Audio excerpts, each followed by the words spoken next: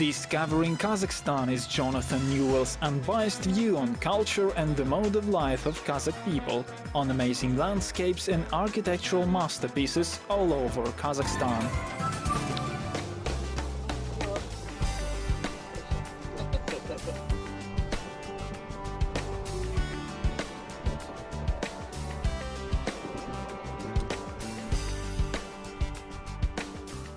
In today's episode of Discovering Kazakhstan, we've travelled about 150 miles into the steppe, away from any civilization whatsoever. In fact, the last 10 miles or so of the journey has been actually on the steppe. There's no road at all, not even any tracks. An amazing place.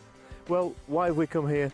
We've come to discover some of the mysteries of the ancient history of Kazakhstan.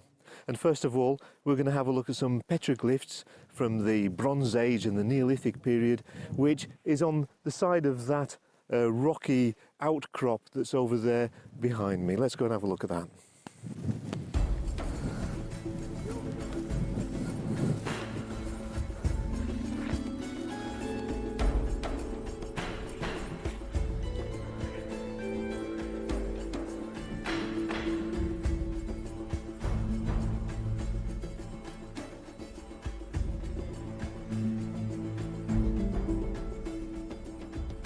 This petroglyph here is a particularly interesting one. One of the things that I find very interesting about this is that the drawings that are in that are of different ages. Some of them are very old and some of them are younger. What that means is that somebody in the very ancient times drew something, and then later on in different periods other people added to the same drawing, so they built it up into this kind of collage of, in this case, deer. There are several different deer that are featured in this drawing. Some of them have got antlers, some of them are female deer, there's young deer there, and some of them are very basic. Now these are the oldest ones. These date to either 4 or even 5,000 years ago, and you can see the little one in the corner here. It just looks like a little square box with stick legs and a little head on it. These are very basic drawings and these are the oldest. As the technology of creating these drawings and their techniques got much better, they were able to put more detail into the drawings and to also represent the animals in a much more realistic way. That means that these drawings here of the deer that have got these beautiful curving antlers and the shape of the body that's much more like a deer actually is, are from a much, much later period, all drawn on the same plate of rock.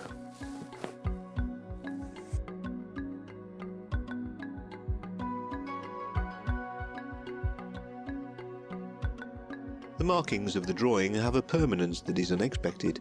The instruments used for making the drawings have left no grooves or damage to the surface, and yet the pigment isn't a layer that can be rubbed off either. It's as if the drawings are a part of the surface of the stone. This small collection of very black rocks is actually home to around about 500 petroglyphs. That's an awful lot just for one small group of rocks. It would indicate that this was a very important area for the people of that era. So what did they actually draw? Well, all sorts of different things. Of course, the animals of their time. We saw the deer, but it's not just deer. Bison, there's camels, there's all sorts of different animals. And what that does is it actually shows us what they had in this area at that particular time, which is an amazing thing in itself because it shows us a little piece of the history of Kazakhstan in ancient times. Well, now there are no bison, there are no deer here either actually, but there's lots of camels of course. So we can see how Kazakhstan has developed in history, and this gives us a little picture of exactly how it was thousands of years ago.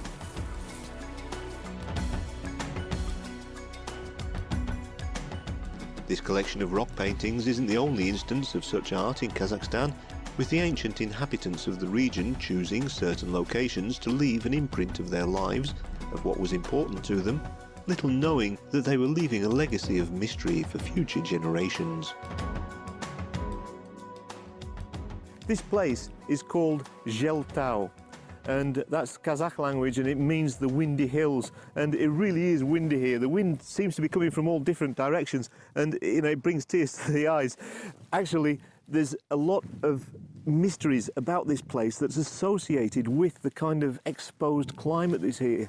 You know, It's windy, there's a lot of rain here, frost in the winter, and it makes me wonder, first of all, how these pitchers have managed to survive over thousands of years, and secondly, what made a civilization settle here in the first place. You know, there's no real rivers, there are no lakes, there isn't any great particular features that are here.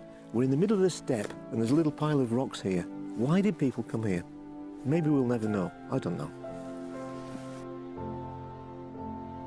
The beautiful barren moorlands of Joly are truly isolated and provide an almost surreal environment to explore amongst the rocks, with only the sound of the wind and a view of the steppe from horizon to horizon.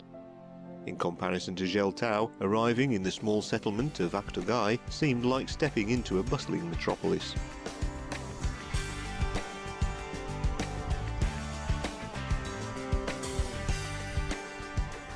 This map represents the region to the north of Balkhash, and we're in the regional centre here, Aktogay, at the moment.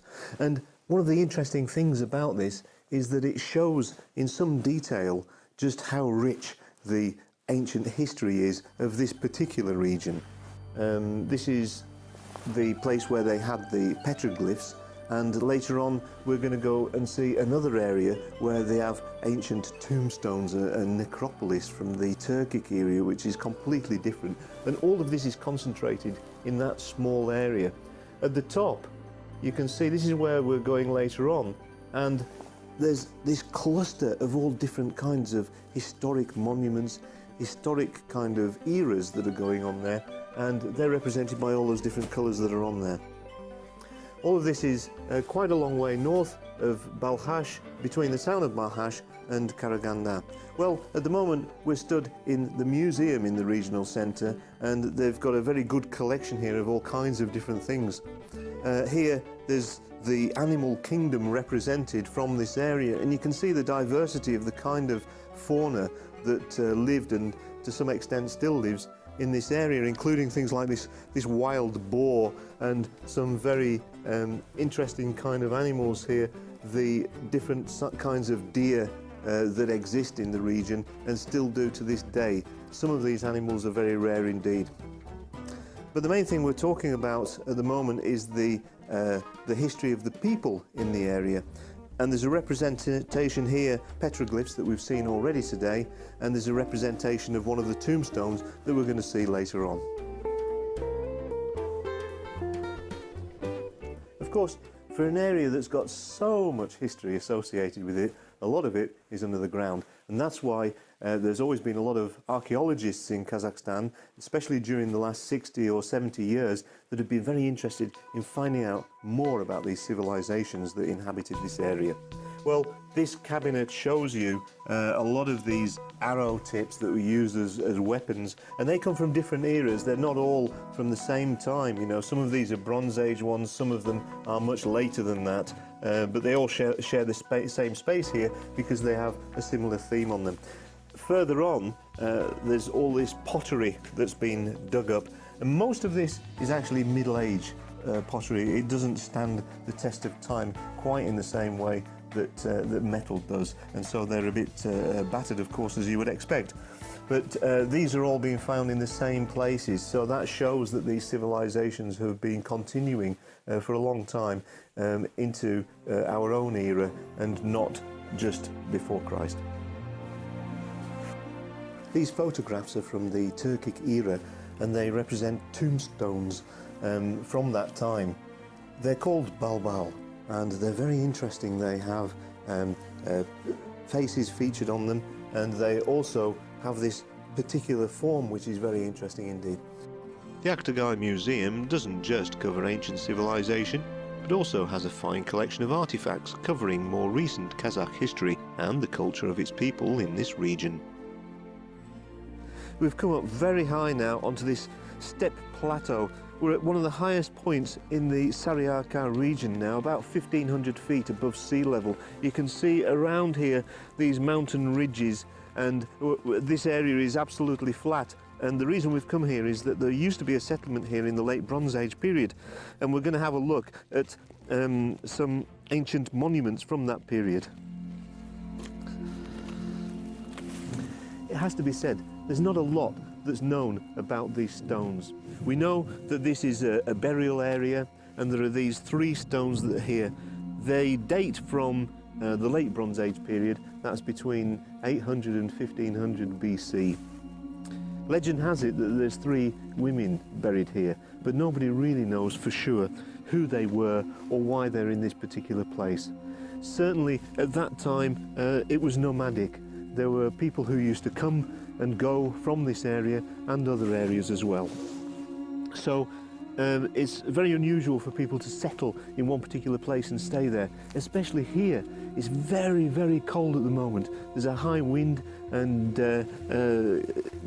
it's very difficult conditions for people to live here permanently, because it's very, very exposed. So it's hard to see how there could have been a settlement here at that time.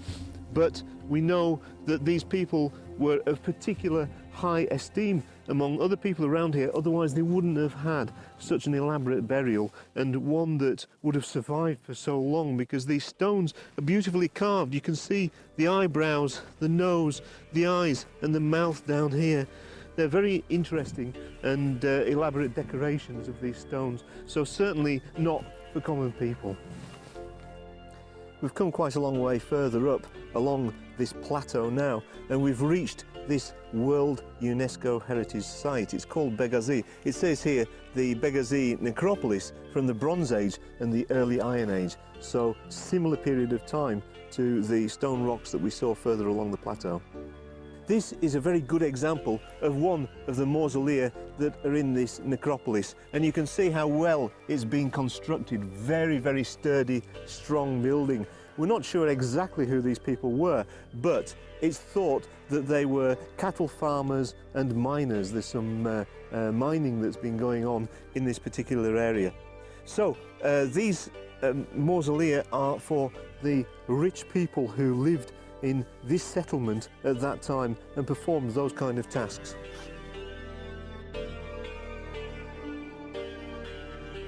The older clay mausoleum is contrasted by more modern constructions of granite. Tombs for important people, with their entrances all facing east, in line with traditions of the time. Copper and tin mining enterprises in the region undoubtedly funded such grand burials.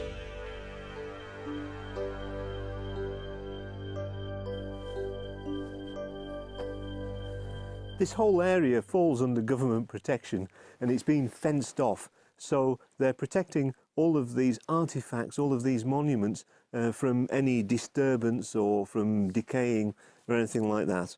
Well, you can see that there's a big difference between the clay mausoleum that we looked at earlier and this one here that's been restored, that's made from stone. It shares the same kind of feeling of this being a very rich person, a very powerful person from the area, but of a later generation. You know, this necropolis covers many, many centuries, so they're not all of the same age. Some of them are newer than others. Well, it wasn't until as late as 1947 that this place started to be excavated. The original excavation went on until 1952, and that's when they started to discover and uncover and dig up all of these secrets from that very mysterious period of time. Well, it's since been excavated since then, and there's even more information being found out, and I'm sure as the years go by the secrets of this place will continue to be uncovered. It was very recently that this place was admitted into the list of UNESCO World Heritage Sites. It's easy to forget, you know, that Kazakhstan is such a huge place and is the home to many, many ancient civilizations of the past. And so we've looked today at one small corner of this massive country, and I often wonder just how many more archaeological treasures lie beneath the land of Kazakhstan in all its expanse. So there's a lot more to see here, both in the Karaganda region and also throughout the rest of the country. So I hope you'll join me again to discover it all in Discovering Kazakhstan. Goodbye.